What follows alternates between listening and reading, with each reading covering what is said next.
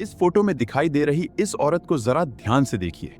इसे देखकर शायद आपको बिल्कुल भी यकीन नहीं होगा कि इसने ऐसी खौफनाक वारदात को अंजाम दिया, जिसे सुनकर आपके भी रोंगटे खड़े हो जाएंगे। इस औरत ने अपने प्रेमी के साथ मिलकर अपने ही पति को मौत के घाट उतार दिया। लेकिन सबसे चौंकाने वाली बात तो ये थी कि इस पूरी साजिश में इसने अपनी ही बेटी को भी शामिल कर लिया था। बताया जाता है कि बेटी भी अपने प्रेमी के प्यार में इस कदर अंधी हो चुकी थी कि उसने सही और गलत का फर्क तक ही भुला दिया। शुरुआत में किसी को इस महिला पर जरा सा भी शक नहीं हुआ, लेकिन जैसे जैसे पुलिस ने इस केस की जांच की, तब ऐसे चौंकाने वाले खुलासे सामने आने लगे, जिन्होंने पूरे मामले की तस्वीर ही बदल दी। और जब इस खौफनाक वारदात के पीछे छिपी असली सच्चाई दुनिया के सामने आई, तो उसे सुनकर सिर्फ परिवार वाले ही नहीं, बल्कि पुलिस अधिकारी भी हैरान रह गए। इस घटना की शुरुआत उत्तर प्रदेश के मेरठ जिले के जानी थाना क्षेत्र से होती है। जानी खुर्द के पास स्थित भूपगढ़ नाम के एक छोटे से गांव में 54 वर्षीय सुभाष चंद्र उपाध्याय अपने परिवार के साथ रहता था।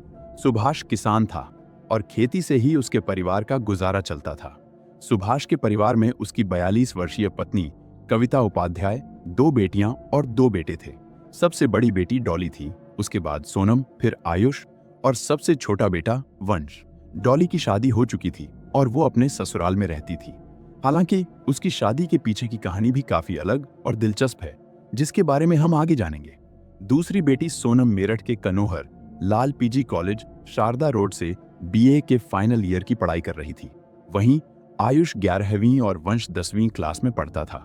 सुभाष खेतों में कड़ी मेहनत करता था और इसी से पूरे परिवार का गुजारा चलता था। उसका ज्यादातर समय खेती में ही बीतता था। उसकी पत्नी कविता भी अक्सर खेतों में उनकी मदद करती थी। कभी खेती का काम करती तो कभी सुभाष के लिए खाना लेकर खेत में पहुंच जाती। शादी के करीब 25 साल बाद भी दोनों के बीच अच्छा तालमेल और आपसी समझ थी। कुल मिलाकर ये एक साधारण लेकिन खुशहाल परिवार था। आर्थिक रूप से भी उन्हें कोई खास परेशानी नहीं थी और परिवार की जिंदगी सामान्य ढंग से चल रही थी। इसी बीच बड़ी बेटी डॉली की कॉलेज आते जाते एक लड़के से मुलाकात हुई। धीरे धीरे दोनों की दोस्ती हो गई और फिर ये दोस्ती प्यार में बदल गई। कुछ समय बाद डॉली ने अपने पिता सुभाष को इस रिश्ते के बारे में बता दिया, लेकिन जब परिवार को पता चला कि लड़का दूसरी जाति का है और ऑटो चलाता है, तो सुभाष और उसकी पत्नी ने इस रिश्ते का विरोध किया। सुभाष ने साफ कह दिया कि ये शादी किसी भी हाल में नहीं होगी। परिवार के विरोध की 2 बड़ी वजह थी। पहली, दोनों अलग अलग जाति के थे। दूसरी ये कि लड़के की आर्थिक हालत, क्योंकि वो कोई नौकरी नहीं करता था बल्कि ऑटो चलाकर अपना गुजारा करता था। सुभाष और उसकी पत्नी को लगता था कि उनकी बेटी उस घर में खुश नहीं रहेगी। उन्होंने डॉली को कई बार समझाया कि जल्दबाजी में लिया गया फैसला उसकी पूरी जिंदगी पर असर डाल सकता है, लेकिन डॉली अपने फैसले पर अड़ी रही। जब डॉली को यकीन हो गया कि परिवार इस रिश्ते के लिए कभी नहीं मानेगा, तो एक दिन वो घर छोड़कर अपने प्रेमी से शादी कर ली। इस घटना से सुभाष को बहुत बड़ा सदमा लगा। उसे सबसे ज्यादा दुख इस बात का था कि जिस बेटी को उसने 23 से 24 साल तक प्यार से पाला, पढ़ाया लिखाया और हर खुशी देने की कोशिश की, उसी ने बिना बताए घर छोड़ दिया। गुस्से और दुख में सुभाष ने डॉली से सारे रिश्ते तोड़ दिए। उसने साफ कह दिया कि अब डॉली दोबारा इस घर में कदम ना रखे। समय के साथ घर का माहौल धीरे धीरे सामान्य होने लगा। परिवार ने इस दुख से बाहर निकलने की कोशिश की। बाकी तीनों बच्चे अपनी पढ़ाई में लग गए और सुभाष भी फिर से खेती के काम में व्यस्त हो गया। फिर 23 जून 2025 का दिन आया। उस शाम करीब 4:30 बजे सुभाष साइकिल से खेत के लिए निकला। उसे फसलों में पानी लगाना था। घर से निकलते समय उसने परिवार से कहा कि काम खत्म होने में करीब 3-4 घंटे लगेंगे, इसके बाद वो वापस घर लौट आएगा। उस समय कविता और तीनों बच्चे घर पर ही थे। धीरे धीरे शाम हो गई और अंधेरा छा गया। रात करीब 9:30 बजे तक सुभाष खेत का काम खत्म कर चुका था। इसके बाद वो साइकिल से घर के लिए निकल पड़ा।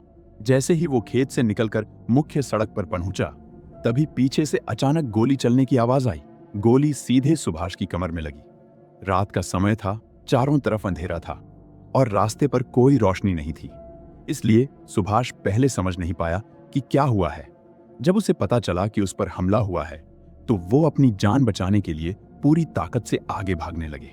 हमलावर काफी दूर थे और अंधेरे की वजह से सुभाष उनका चेहरा नहीं देख पाया। उसे सिर्फ इतना दिखा कि वो किसी दोपहिया गाड़ी पर थे। हमलावरों ने एक गोली चलाई और तुरंत वहां से भाग गए। गोली लगने के बाद भी सुभाष किसी तरह करीब 200 मीटर तक आगे बढ़ा। सुभाष को बहुत जोर से दर्द हो रहा था, इसलिए वो सड़क किनारे बैठ गया और मदद के लिए जोर जोर से आवाज लगाने लगा। लेकिन आसपास कोई बस्ती नहीं थी, इसलिए उसकी आवाज किसी तक नहीं पहुंच सकी। इसी दौरान उस रास्ते से गुजर रहे एक आदमी ने सुभाष को देखा। उसने तुरंत अपनी बाइक रोकी और सुभाष के पास पहुंचा। सुभाष ने उसे अपना नाम, पता और पूरी घटना बताई। उसने कहा कि कुछ अज्ञात बदमाशों ने उसे गोली मारी है और फिर बाइक से भाग गए। सुभाष ने उस आदमी से अपनी जान बचाने की मदद मांगी। तभी उस आदमी ने तुरंत अपने कुछ परिचितों को फोन किया जो भूपगढ़ गांव के रहने वाले थे। साथ ही उसने 112 पर कॉल करके पुलिस को भी सूचना दे दी। खबर मिलते ही पुलिस कुछ ही मिनटों में मौके पर पहुंच गई और घायल सुभाष को तुरंत मेरठ के सुभारती मेडिकल कॉलेज और अस्पताल ले गई। रास्ते में पुलिस ने सुभाष से हमलावरों के बारे में पूछा, लेकिन अंधेरा होने की वजह से वो किसी को पहचान नहीं सका था। उसने सिर्फ इतना बताया कि हमलावर बाइक पर थे और गोली मारने के बाद तुरंत भाग गए। उधर जिस आदमी ने पुलिस और अपने परिचितों को सूचना दी थी, उसी के जरिए सुभाष के परिवार को भी घटना की खबर मिली। जानकारी मिलते ही परिवार के सभी लोग घबराकर अस्पताल पहुंच गए। डॉक्टरों ने कई घंटों तक सुभाष का इलाज किया और उसे बचाने की पूरी कोशिश की, लेकिन 24 जून की तड़के रात करीब 1:30 से 4:30 बजे के बीच सुभाष की हालत लगातार बिगड़ती गई। आखिरकार डॉक्टर सुभाष को बचा नहीं सके और उसे मृत घोषित कर दिया। सुभाष की मौत की खबर मिलते ही परिवार पूरी तरह टूट गया। पत्नी, कविता और बच्चे फूट फूट कर रोने लगे। परिवार का एकमात्र कमाने वाला अब इस दुनिया में नहीं था। सभी के मन में बस एक ही सवाल था कि अब परिवार कैसे चलेगा और बच्चों की जिम्मेदारी कौन उठाएगा। इसके बाद पुलिस ने जरूरी कानूनी प्रक्रिया पूरी की और सुभाष के शव को पोस्टमार्टम के लिए भेज दिया। पोस्टमार्टम के बाद 24 जून की सुबह करीब 11 बजे शव परिवार को अंतिम संस्कार के लिए सौंप दिया गया। जैसे ही शव घर पहुंचा, पूरे गांव में शोक फैल गया। रिश्तेदार, पड़ोसी और परिचित बड़ी संख्या में उनके घर पहुंचने लगे। हर किसी के मन में एक ही सवाल था कि आखिर एक साधारण किसान की हत्या किसने और क्यों की होगी। सुभाष की मौत से पूरा परिवार टूट चुका था। सभी यही सोच रहे थे कि अब परिवार कैसे चलेगा। गांव में भी मातम का माहौल था और कोई समझ नहीं पा रहा था कि इस हत्या के पीछे आखिर किसका हाथ था। उसी दिन शाम करीब 5 बजे सुभाष का अंतिम संस्कार कर दिया गया, लेकिन उसकी हत्या किसने और क्यों की, इसका जवाब अभी तक नहीं मिला था। अगले दिन 25 जून को दोपहर करीब 12 बजे सुभाष के बेटे आयुष ने जानी थाने में अज्ञात लोगों के खिलाफ हत्या की शिकायत दर्ज कराई। शिकायत मिलते ही पुलिस ने मामला दर्ज किया और जांच शुरू कर दी। इस घटना से पूरे गांव में गुस्सा और डर का माहौल था। लोग सोच रहे थे कि आखिर कोई इतनी बड़ी वारदात करके इतनी आसानी से कैसे भाग गया। सभी यही चाहते थे कि आरोपी जल्द से जल्द पकड़ा जाए। जैसे जैसे ये मामला मीडिया में आने लगा, पुलिस पर भी जल्द से जल्द आरोपियों को पकड़ने का दबाव बढ़ गया। मामले की गंभीरता को देखते हुए मेरठ ग्रामीण एएसपी ने जांच के लिए 4 टीमें बनाई और सभी टीमों को अलग अलग जिम्मेदारियां दी गईं। एफआईआर दर्ज होने के बाद पुलिस ने तुरंत जांच शुरू कर दी। सबसे पहले सुभाष के परिवार, रिश्तेदारों और करीबी लोगों से पूछताछ की गई। पुलिस ये पता लगाने की कोशिश कर रही थी कि क्या सुभाष की किसी से दुश्मनी थी, या पैसों का कोई विवाद था, या फिर हत्या के पीछे कोई और वजह थी। जहां पर यह वारदात हुई थी वो शहर से काफी दूर और सुनसान जगह पर था। वहां कोई सीसीटीवी कैमरा नहीं था, इसलिए पुलिस ने आसपास के इलाकों और सड़कों पर लगे सीसीटीवी कैमरों की फुटेज देखनी शुरू की। घायल हालत में सुभाष ने जिस आदमी से मदद मांगी थी, उसे बताया था कि हमलावर बाइक पर थे। इसी वजह से पुलिस ने उन मोटरसाइकिलों की जांच शुरू की जो घटना के समय उस रास्ते से गुजरी थी। पूछताछ के दौरान पुलिस को एक अहम जानकारी मिली। उन्हें पता चला कि कुछ महीने पहले सुभाष की बड़ी बेटी डॉली अपने प्रेमी के साथ घर छोड़कर चली गई थी और बाद में दोनों ने शादी कर ली थी। इस घटना के बाद सुभाष अपनी बेटी से बहुत नाराज था और उसने डॉली से सारे रिश्ते तोड़ दिए थे। पुलिस ने यह भी जांच की कि कहीं डॉली के घर छोड़ने की घटना का इस हत्या से कोई संबंध तो नहीं है। साथ ही उन्होंने ये पता लगाने की कोशिश की कि सुभाष की किसी से पुरानी दुश्मनी, विवाद या पैसों का कोई मामला तो नहीं था। लेकिन परिवार, रिश्तेदारों और गांव के लोगों ने ऐसी किसी भी बात से इनकार कर दिया। इसके बाद पुलिस ने आसपास के खेतों में काम करने वाले किसानों और गांव के लोगों से भी पूछताछ की। पुलिस ये पता लगाना चाहती थी कि घटना वाली रात किसी ने कोई संदिग्ध व्यक्ति, बाइक या कोई ऐसी बात तो नहीं देखी जिससे हथियारों तक पहुंचने में मदद मिल सके। लेकिन पूछताछ में कोई ऐसा व्यक्ति नहीं मिला जिसने वारदात देखी हो। ज्यादातर किसान शाम होने से पहले ही घर लौट गए थे। इससे पुलिस को लगा कि जब सुभाष पर हमला हुआ तब वो उस सुनसान जगह पर बिल्कुल अकेला था। यहीं से पुलिस को शक हुआ कि ये हत्या अचानक नहीं हुई, बल्कि पहले से योजना बनाकर की गई थी। हमलावरों ने वही समय चुना जब सुभाष खेत से अकेले लौट रहा था और आसपास उसकी मदद करने वाला कोई नहीं था। अब पुलिस के सामने दो बातें थीं।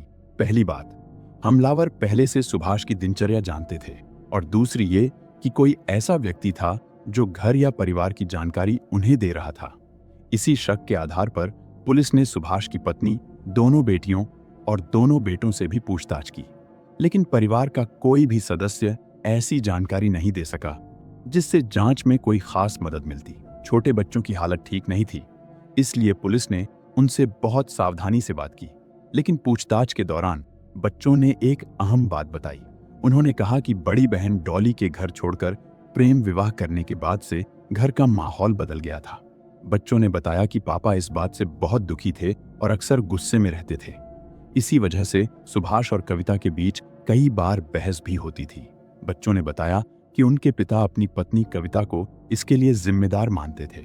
उन्हें लगता था कि कविता ने बेटी को जरूरत से ज्यादा आजादी दी और उस पर ध्यान नहीं दिया। सुभाष को यह भी शक था कि डॉली के घर छोड़ने में कविता ने उसकी मदद की थी। इसी बात को लेकर दोनों के बीच अक्सर झगड़े होते थे। ये जानकारी मिलने के बाद पुलिस ने जांच और तेज कर दी। इसके बाद परिवार के सभी लोगों के मोबाइल नंबरों की कॉल डिटेल निकलवाई गई। साथ ही उनकी mobile location, social media accounts की जानकारी, चैट हिस्ट्री और घटना से पहले और बाद की कॉल्स की भी जांच शुरू की गई। पुलिस ये पता लगाना चाहती थी कि परिवार के किसी सदस्य का किसी संदिग्ध व्यक्ति से संपर्क तो नहीं था। सुभाष की मौत के बाद पूरा परिवार गहरे सदमे में था। पत्नी कविता, बेटी सोनम और दोनों बेटे बुरी तरह टूट चुके थे। खासकर कविता और सोनम की मानसिक स्थिति ऐसी नहीं थी कि वो ज्यादा देर तक पूछताछ का सामना कर सकें। जांच के दौरान पुलिस ने गांव के कुछ ऐसे लोगों से भी बात की जिन्हें गांव की लगभग हर जानकारी रहती थी। इन्हीं लोगों से पूछताछ के दौरान पुलिस को एक अहम सूचना मिली। गांव के कुछ लोगों ने बताया कि कई बार कविता को खेतों के पास एक आदमी से हंसते बोलते देखा गया था। उस आदमी का नाम गुलजार था और उसकी उम्र लगभग 42 साल थी और उसका खेत भी सुभाष के खेत के बिल्कुल पास ही था। जब पुलिस ने कविता से इस बारे में पूछा तो उसने कहा कि इसमें कुछ भी गलत नहीं था। उसके मुताबिक गांव में सभी लोग एक दूसरे को जानते हैं और वो गुलजार से भी सामान्य तरीके से बात करती थी। उसने कहा कि किसी से हंसकर बात करने का मतलब ये नहीं कि उनके बीच कोई गलत रिश्ता था। कविता ने पुलिस को बताया कि गुलजार का खेत उनके खेत के बिल्कुल पास था और सुभाष भी उसे अच्छी तरह जानता था। जब वो अपने पति की मदद के लिए खेत जाती थी तो आसपास के दूसरे किसानों की तरह उसकी गुलजार से भी सामान्य बातचीत हो जाती थी। कविता ने साफ कहा कि उनके बीच किसी भी तरह का निजी या गलत संबंध नहीं था। सुभाष की मौत के बाद पूरा परिवार बहुत दुखी था।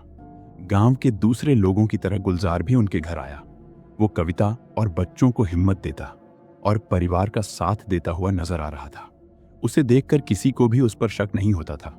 लेकिन जब पुलिस ने तकनीकी तरीके से जांच शुरू की तो कुछ ऐसी जानकारियां सामने आईं जिन्होंने पूरे मामले की दिशा बदल दी। जब पुलिस ने कविता की कॉल डिटेल निकाली तब जांच में पता चला कि कुछ महीने पहले तक कविता और गुलजार के बीच अक्सर फोन पर बात होती थी। हालांकि बाद में दोनों के बीच बातचीत काफी कम हो गई थी। इसके बाद पुलिस ने सोनम के मोबाइल की कॉल डिटेल भी निकाली। जांच में पता चला कि घटना से पहले और बाद में उसकी 2 नंबरों पर लगातार और लंबी बातें हुई थीं। एक नंबर गुलजार का था और दूसरा विपिन नाम एक लड़के का था। यहीं से पुलिस का शक और बढ़ गया। जब पुलिस ने गुलजार की कॉल डिटेल देखी तो उसमें भी कविता, सोनम और विपिन के नंबर बार बार मिले। अब पुलिस ये पता लगाने में जुट गई कि इन चारों के बीच इतना संपर्क क्यों था और उनका आपस में क्या रिश्ता था। इसके बाद पुलिस ने चारों के मोबाइल की लोकेशन की जांच की।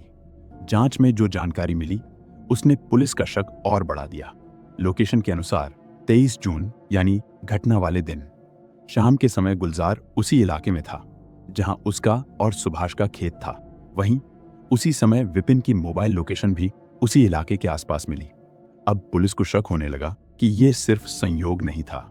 जांच से पता चल रहा था कि घटना वाले दिन गुलजार और विपिन दोनों उसी इलाके में थे जहां सुभाष पर हमला हुआ था। यहीं से जांच नई दिशा में चली गई। 13 दिनों की जांच के बाद पुलिस को पहली बार ऐसे सबूत मिले जिन्होंने कुछ लोगों पर शक पैदा कर दिया। पुलिस लगातार कविता और उसकी बेटी सोनम से पूछताछ कर रही थी, लेकिन दोनों सुभाष को याद करके हर बार रोने लगती थी। उस समय पुलिस के लिए यह समझना मुश्किल था कि उनका दुख सच था या वो जांच को भटकाने की कोशिश कर रही थी। लेकिन जब कॉल डिटेल और मोबाइल लोकेशन की रिपोर्ट सामने आई तो उसे देखकर पुलिस भी हैरान रह गई। 6 जुलाई को पुलिस सबसे पहले कविता को पूछताछ के लिए थाने लाई। शुरुआत में उसने सभी आरोपों से इनकार कर दिया। उसका कहना था कि पुलिस को गलतफहमी हुई है। उसने कहा कि उसके पति की मौत हो चुकी है और अब पूरे परिवार की जिम्मेदारी उसी पर है। वो बार बार यही कह रही थी कि उसे सिर्फ अपने बच्चों के भविष्य की चिंता है। लेकिन उसी दिन जब पुलिस ने सोनम से अलग पूछताछ की तो मामला अचानक बदल गया। सोनम मानसिक रूप से पूरी तरह टूट चुकी थी। पूछताछ के दौरान उसे अपने की पर पछतावा होने लगा। कुछ देर बाद उसने पुलिस के सामने पूरी बात बता दी। सोनम ने बताया कि बड़ी बहन के घर छोड़कर प्रेम विवाह करने के बाद उसके पिता सुभाष का स्वभाव बदल गया था। वो अक्सर गुस्से में रहते थे, खासकर मां कविता और बड़ी बहन को लेकर घर में कई बार डांटते और झगड़ा भी करते थे। सोनम ने यह भी कहा कि उसके पिता दोनों बेटों को बेटियों से ज्यादा महत्व देते थे। हालांकि जांच में यह भी सामने आया कि सुभाष ने अपने सभी बच्चों को अच्छी शिक्षा दी थी, उनकी जरूरतों का ध्यान रखा था और परिवार में पैसों की कोई बड़ी कमी नहीं थी। इसलिए सोनम के इस बयान की पुष्टि बाकी सबूतों के आधार पर की जानी थी। पूछताछ के दौरान सोनम ने एक और अहम बात बताई। उसने पुलिस को बताया कि उसकी मां कविता का गांव के किसान गुलजार के साथ प्रेम संबंध था। दोनों अक्सर खेतों में मिलते थे, फोन पर बात करते थे और व्हाट्सएप के जरिए भी संपर्क में रहते थे। सोनम ने यह भी बताया कि उसका भी विपिन नाम के एक लड़के से प्रेम संबंध था। कॉलेज आते जाते उसकी मुलाकात विपिन से हुई थी, जो कॉलेज के पास एक डेयरी की दुकान पर काम करता था। धीरे धीरे दोनों की दोस्ती हुई। फिर उन्होंने मोबाइल नंबर एक्सचेंज किए और व्हाट्सएप पर बात करने लगे। कुछ समय बाद ये दोस्ती प्यार में बदल गई। पुलिस जांच में पता चला कि विपिन मेरठ के कंकर खेड़ा इलाके का रहने वाला था। सोनम ने आगे बताया कि जनवरी में उसने अपने पिता को विपिन के बारे में सब कुछ बता दिया था। उसने कहा था कि वो विपिन से प्यार करती है और आगे चलकर उसी से शादी करना चाहती है। लेकिन सुभाष को यह रिश्ता मंजूर नहीं था। सबसे बड़ी वजह यह थी कि विपिन दूसरी जाति का था। सुभाष ने सोनम से साफ कहा, क्या तुम भी अपनी बड़ी बहन जैसी गलती करना चाहती हो? एक बार हमारी इज्जत पर बात आ चुकी है, अब मैं ऐसा दोबारा नहीं होने दूंगा। बड़ी बेटी के घर छोड़कर शादी करने के बाद सुभाष पहले से ही दुखी था। जब सोनम ने भी अपने प्रेम संबंध के बारे में बताया तो उसका गुस्सा और बढ़ गया। उसे लगा कि उसकी दोनों बेटियां उसकी बात नहीं मान रही हैं। इसी बात को लेकर उसकी पत्नी कविता से भी अक्सर बहस होती थी। सुभाष का कहना था कि बच्चों को ज्यादा छूट देने की वजह से ही ये सब हुआ है। इसी बीच सुभाष को अपनी पत्नी कविता और गुलजार की बढ़ती नजदीकियों के बारे में भी पता चल गया। गांव के किसी आदमी ने दोनों को साथ देखा था और इसकी जानकारी सुभाष को दे दी। इसके बाद सुभाष ने कविता और सोनम दोनों पर नजर रखनी शुरू कर दी। लेकिन सुभाष के खेत पर जाते ही घर का माहौल बदल जाता था। उसकी गैर मौजूदगी में कविता और सोनम अपने अपने प्रेमियों से फोन पर बात करती थीं और लगातार उनके संपर्क में रहती थीं। सोनम ने पुलिस को बताया कि उसके पिता उसकी शादी किसी दूसरे लड़के से कराना चाहते थे। इसी बात को लेकर फरवरी 2025 के आसपास दोनों के बीच कई बार झगड़ा हुआ था। गुस्से में सोनम ने कह दिया कि अगर उसकी शादी उसकी मर्जी से नहीं हुई तो वो भी अपनी बड़ी बहन की तरह घर छोड़ देगी। इस पर सुभाष ने साफ कह दिया कि वो ऐसा किसी भी हाल में नहीं होने देंगे। उस समय तक सोनम को अपनी मां और गुलजार के रिश्ते के बारे में कुछ नहीं पता था। लेकिन मार्च 2025 में उसने दोनों को साथ देख लिया। गुलजार पास के सिसोला गांव का रहने वाला था और सोनम उसे पहले से जानती थी। इसके बाद सोनम ने अपनी माँ से कहा कि अगर आप चाहती हैं कि मैं पापा को आपके बारे में कुछ ना बताऊं, तो आपको पापा को मनाकर मेरी शादी विपिन से करवानी होगी। अगर आपने मेरी बात नहीं मानी तो मैं सबको सच बता दूंगी। यहीं से इस परिवार में रिश्तों, राज और दबाव का सिलसिला शुरू हुआ, जिसने आगे चलकर इस पूरे मामले को एक खतरनाक मोड़ पर पहुंचा दिया। सोनम के दबाव के बाद कविता ने भी उसकी शादी का साथ देना शुरू कर दिया, लेकिन सबसे बड़ी रुकावट सुभाष था। सुभाष ने साफ कह दिया था कि वो ये रिश्ता किसी भी हाल में स्वीकार नहीं करेगा। उसने सोनम को विपिन से मिलने और बात करने से भी मना कर दिया। पुलिस के अनुसार यहीं से सोनम के मन में अपने पिता को रास्ते से हटाने का विचार आया, लेकिन वो जानती थी कि ये काम वो अकेले नहीं कर सकती। इसलिए उसने सबसे पहले अपने प्रेमी विपिन से बात की। उसने उससे कहा कि जब तक उसके पिता जिंदा हैं, उनकी शादी नहीं हो पाएगी। उसने ये भी कहा कि बड़ी बहन की तरह घर छोड़कर भागना भी आसान नहीं होगा। जांच में पुलिस के सामने आया कि धीरे धीरे विपिन भी इस योजना का हिस्सा बन गया। उधर सोनम को अपनी मां कविता और गुलजार के रिश्ते के बारे में भी पता चल चुका था। उसे डर था कि अगर आगे कोई बड़ी घटना हुई तो उसकी मां पुलिस के सामने उसके खिलाफ बयान दे सकती है। इसलिए उसने कविता को भी अपनी योजना में शामिल करने की कोशिश की। शुरुआत में कविता ने साफ मना कर दिया, लेकिन सोनम ने कहा कि अगर उसने उसका साथ नहीं दिया तो वो गांव और परिवार के सामने उसका और गुलजार का रिश्ता सबको बता देगी। उसने मां से कहा कि उसकी उम्र कम है, इसीलिए लोग उसके प्रेम संबंध को अलग तरह से देखेंगे। लेकिन अगर 4 बच्चों की मां होने के बावजूद कविता के रिश्ते का सच सामने आया तो उसकी बदनामी कहीं ज्यादा होगी। सोनम ने अपनी मां से यह भी कहा कि अगर सुभाष नहीं रहेंगे तो वो अपनी मर्जी की जिंदगी जी सकेगी और आगे चलकर गुलजार के साथ भी रह पाएगी। पुलिस के अनुसार इसी वजह से कविता भी धीरे धीरे इस कथित साजिश का हिस्सा बन गई।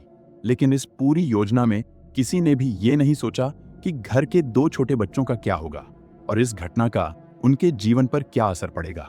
जांच में पुलिस को पता चला कि इसके बाद कविता, गुलजार, सोनम और विपिन चारों लगातार एक दूसरे के संपर्क में रहने लगे। अप्रैल 2025 से इनके बीच फोन और सोशल मीडिया के जरिए लगातार बातचीत होने लगी। इसी दौरान कथित तौर पर इस वारदात की योजना बनाई गई। पुलिस के अनुसार ये लोग ज्यादातर नॉर्मल कॉल की बजाय व्हाट्सएप, इंस्टाग्राम और फेसबुक के कॉलिंग फीचर से बात करते थे, ताकि बातचीत का रिकॉर्ड कम रहे। कई बार ये घंटों तक ऑनलाइन रहकर अपनी योजना पर चर्चा करते थे। जांच में ये भी सामने आया कि ये लोग इंटरनेट पर अपराध से जुड़ी फिल्में, वेब सीरीज देखकर वारदात करने के तरीके समझने की कोशिश कर रहे थे, लेकिन उन्हें ऐसा कोई तरीका नहीं मिल रहा था जिससे किसी को शक भी ना हो और योजना भी सफल हो जाए। इसी दौरान विपिन ने सोनम से कहा कि वो पूरी योजना ऐसे बनाएगा कि किसी को उन पर शक नहीं होगा। उसने भरोसा दिलाया कि अगर सब कुछ ठीक रहा तो आगे चलकर दोनों शादी कर सकेंगे। जांच में पुलिस को यह भी पता चला कि विपिन ने अपने दोस्त शिवम उर्फ अजगर को भी इस योजना में शामिल किया था। शिवम मेरठ के कंकरखेड़ा इलाके का रहने वाला था। पुलिस के अनुसार शिवम को पैसों का लालच देकर इस कथित साजिश का हिस्सा बनाया गया था। आरोपियों को लगता था कि क्योंकि शिवम की सुभाष से कोई पहचान या दुश्मनी नहीं थी, इसलिए उस पर आसानी से शक नहीं होगा। इसके बाद कविता, सोनम, गुलजार, विपिन और शिवम पांचों लगातार व्हाट्सएप के जरिए संपर्क में रहे और कथित तौर पर वारदात की योजना बनाते रहे। विपिन ने सोनम से कहा था कि वो अपने पिता की हर चीज पर नजर रखे और उसे बताती रहे कि सुभाष कब घर से निकलते हैं, कहां जाते हैं और कब अकेले होते हैं। इसके बाद सोनम लगातार ये जानकारी विपिन तक पहुंचाती रही। जांच में यह भी सामने आया कि वारदात से करीब 5 दिन पहले से आरोपी मौके की तलाश में थे, लेकिन उन्हें सही मौका नहीं मिल रहा था। फिर 23 जून का दिन आया। उस शाम करीब 4:30 बजे सुभाष रोज की तरह खेत में पानी लगाने के लिए घर से निकला। जाते समय उसने परिवार से कहा कि उसे लौटने में 3-4 घंटे लगेंगे, इसीलिए उसका इंतजार न करें। लेकिन सुभाष को बिल्कुल भी अंदाजा नहीं था कि कोई उसके घर में से ही उसके ऊपर पर नजर रख रहा है। इसके बाद जैसे ही सुभाष घर से खेत के लिए निकला, सोनम ने व्हाट्सएप कॉल करके विपिन को इसकी जानकारी दे दी। सूचना मिलते ही विपिन ने अपने दोस्त शिवम को तैयार किया। पुलिस का आरोप है कि उसने शिवम को हथियार और कारतूस दिए। उधर कविता ने भी अपने प्रेमी गुलजार को खबर दे दी। इसके बाद गुलजार खेत की तरफ गया ताकि देख सके कि सुभाष वहां पहुंच चुका है या नहीं, आसपास कोई और तो नहीं है और वारदात का सही समय आ गया है। सब कुछ देखने के बाद गुलजार ने विपिन को इशारा किया कि अब योजना को आगे बढ़ाया जा सकता है। इसके बाद आरोपी इंतजार करने लगे। वो चाहते थे कि अंधेरा हो जाए ताकि बाकी किसान घर लौट जाएं और सुभाष खेत से निकलकर सुनसान रास्ते पर अकेले आ जाएं। रात करीब 9:30 बजे विपिन बाइक चला रहा था और शिवम पीछे बैठा था। मौका मिलते ही शिवम ने सुभाष पर गोली चला दी। दूरी ज्यादा होने की वजह से गोली सुभाष की कमर में लगी। इसके बाद दोनों तुरंत वहां से भाग गए। जांच में पुलिस को यह भी पता चला कि घटना के बाद रास्ते में विपिन ने सोनम को फोन करके बताया कि योजना पूरी हो गई है। ये खबर मिलने के बाद सोनम ने अपनी मां कविता को भी बता दिया। इसके बाद दोनों ने फैसला किया कि वो सामान्य व्यवहार करेंगी ताकि किसी को उन पर शक न हो। आरोपियों को पूरा भरोसा था कि अगर सब कुछ योजना के अनुसार हुआ तो कुछ समय बाद मामला शांत हो जाएगा और सोनम और विपिन शादी कर लेंगे। उन्हें लगता था कि पुलिस उन तक कभी नहीं पहुंच पाएगी। घटना के बाद भी सोनम, विपिन, कविता, गुलजार और शिवम लगातार एक दूसरे के संपर्क में रहे। दिन में कविता और सोनम परिवार और गांव वालों के सामने सुभाष की मौत का दुख जताती थीं, जबकि रात में वो अपने अपने प्रेमियों से बात करती थीं। इस दौरान गांव वाले और पुलिस दोनों ही इस परिवार के साथ खड़े थे। जब भी पुलिस घर आकर पूछताछ करती तो पुलिस के अनुसार सोनम उसकी जानकारी चैट के जरिए विपिन तक पहुंचा देती थी। जांच में पुलिस को विपिन के मोबाइल से बड़ी संख्या में चैट्स मिली। पुलिस का कहना है कि घटना के बाद से गिरफ्तारी तक सोनम और विपिन के बीच करीब 500 से ज्यादा चैट्स हुई थी। इन चैट्स में सोनम घर पर हुई पुलिस की हर कार्रवाई की जानकारी विपिन को देती थी। वो बताती थी कि पुलिस कब आई, क्या सवाल पूछे और किस दिशा में जांच चल रही है। एक चैट में सोनम ने यह भी लिखा कि पुलिस ने परिवार से पूछा था कि सुभाष की किसी से दुश्मनी, पैसों का विवाद या कोई निजी झगड़ा था या नहीं। बाद में उसने ये भी बताया कि पुलिस दोबारा घर आई थी और कॉल डिटेल रिकॉर्ड की जांच की बात कहकर चली गई। पुलिस ने परिवार को भरोसा दिलाया कि जल्द ही सुभाष के हत्यारों को पकड़ लिया जाएगा। जांच के दौरान पुलिस ने यह भी कहा कि मामले का खुलासा जल्द हो सकता है। ये सुनकर आरोपियों को शक होने लगा कि पुलिस को कुछ अहम सुराग मिल गए हैं। इसके बाद आरोपियों ने और सावधानी बरतनी शुरू कर दी। उन्हें लगा कि सोशल मीडिया और ऑनलाइन बात करना भी खतरा बन सकता है। इसी बीच सोनम को अपने पिता के साथ हुई घटना पर पछतावा होने लगा, लेकिन विपिन उसे लगातार समझाता रहा कि वो उसके साथ है और कुछ समय बाद जब मामला शांत हो जाएगा तो दोनों शादी कर लेंगे। दूसरी ओर गुलजार भी अक्सर सुभाष के घर आता था। वो परिवार को सांत्वना देता और कहता था कि वो हर मुश्किल में उनके साथ खड़ा रहेगा। जांच के अनुसार कविता और गुलजार ने भी कथित तौर पर यह योजना बनाई थी कि कुछ समय बाद गुलजार परिवार का सहारा बनेगा और कविता से शादी कर लेगा। उन्हें लगता था कि इससे लोगों को यही लगेगा कि गुलजार मुश्किल समय में परिवार की मदद कर रहा है। लेकिन पुलिस की जांच लगातार आगे बढ़ रही थी। पुलिस के मोबाइल जांच शुरू करने से पहले सोनम ने अपने फोन से व्हाट्सएप और टेलीग्राम की कई चैट डिलीट कर दी थी। फिर भी पुलिस को विपिन के मोबाइल से कई अहम सबूत मिल गए। इन्हीं चैट्स की मदद से पुलिस ने पूरी कथित साजिश की कड़ियां जोड़ लीं। पुलिस के अनुसार शुरुआत में कविता, गुलजार, सोनम, विपिन और शिवम को पूरा भरोसा था कि वो कभी पकड़े नहीं जाएंगे, लेकिन डिजिटल सबूतों ने उनकी पूरी कथित योजना सामने ला दी। लेकिन 6 जुलाई को सब कुछ बदल गया। पुलिस ने कविता, गुलजार, सोनम, विपिन और शिवम 5 आरोपियों को गिरफ्तार कर लिया। उन्हें अंदाजा भी नहीं था कि पुलिस इतनी गहराई से जांच करेगी। 4 टीमों ने 13 दिन तक लगातार जांच की और आखिरकार पूरी कथित साजिश का खुलासा कर दिया। इस पूरी घटना के पीछे अपने अपने प्रेम संबंधों को बचाने और आगे बढ़ाने की सोच थी। पुलिस का आरोप है कि सुभाष उनके रास्ते की सबसे बड़ी रुकावट था। उसकी मौजूदगी में न कविता अपने रिश्ते को आगे बढ़ा सकती थी और न ही सोनम विपिन से शादी कर सकती थी। सुभाष दिन रात मेहनत करके अपने परिवार का पालन पोषण करता था। उसकी कमाई से ही घर चलता था और बच्चों की पढ़ाई होती थी।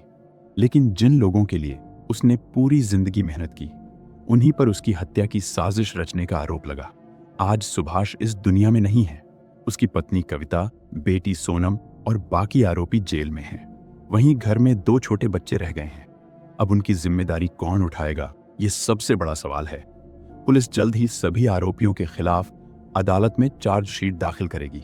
पुलिस के अनुसार इस कथित साजिश की शुरुआत सोनम ने की। बाद में उसका प्रेमी विपिन, फिर मां कविता, गुलजार और विपिन का दोस्त शिवम भी इसमें शामिल हो गए। जब सभी आरोपी गिरफ्तार हुए तब सोनम को अपनी गलती का एहसास होने लगा, लेकिन तब तक बहुत देर हो चुकी थी। इसी के साथ सुभाष उपाध्याय हत्याकांड की कहानी यहीं खत्म होती है। इस पूरे मामले पर आपकी क्या राय है, हमें कमेंट करके जरूर बताइए। अगर आपने ये वीडियो आखिर तक देखी है तो इसे लाइक और शेयर करें, और ऐसे ही सच्ची घटनाओं पर आधारित वीडियो देखने के लिए हमारे चैनल को सब्सक्राइब करें।